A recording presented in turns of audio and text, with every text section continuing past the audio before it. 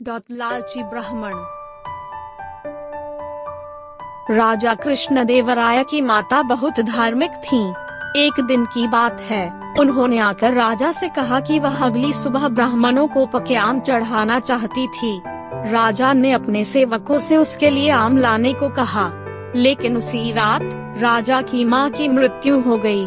राजा बहुत दुखी था, लेकिन उन्हें उनकी अंतिम इच्छा याद आ गई। राजा ने प्रथा के अनुसार सभी आवश्यक धार्मिक संस्कार किए। अंतिम दिन उन्होंने कुछ ब्राह्मणों को बुलाया और उनसे अपनी माता की अंतिम इच्छा को पूरा करने का उपाय सुझाने को कहा। लालची ब्राह्मण। हालांकि ब्राह्मण बहुत लालची थे। एक चर्चा के बाद उन्होंने राजा से कहा कि उनकी मां की आत्मा को शांति तभी मिलेगी जब राजा उन्हें सोने से बने आम दान में देंगे।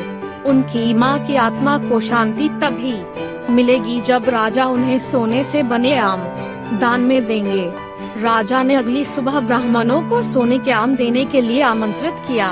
तेनालीरामा ने जब यह सुना तो वह तुरंत समझ गए कि ब्राह्मण लालची हैं। रामा ने उन्हें सबक सिखाने के लिए अपने घर बुलाया। अगले दिन जब राजा से सोने के बने आम पाकर ब्राह्मण बहुत खुश हुए। फिर वे यह सोचकर तेनाली के घर गए कि वहाँ भी उन्हें कुछ अच्छा दान मिलेगा।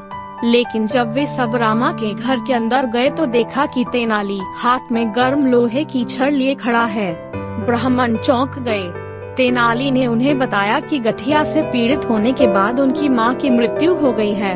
वह हमेशा दर्द को कम करने के लिए अपने पैरों को गर्म छड़ से जलाना चाहती थी। इस प्रकार वह ब्राह्मणों के पैरों को जलाना चाहता था ताकि उनकी मां की आत्मा को शांति मिले। अच्छी व बुरी संगति। ब्राह्मण उसकी चाल समझ गए। उन्होंने लज्जित होकर सोने के आम तेनाली को वापस लौटा दिए और वहां से भाग गए।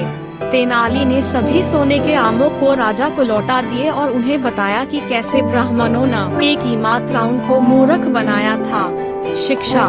हमें कभी भी लालची नहीं होना चाहिए और अपने पास जो होता है हमें उसमें ही खुश रहना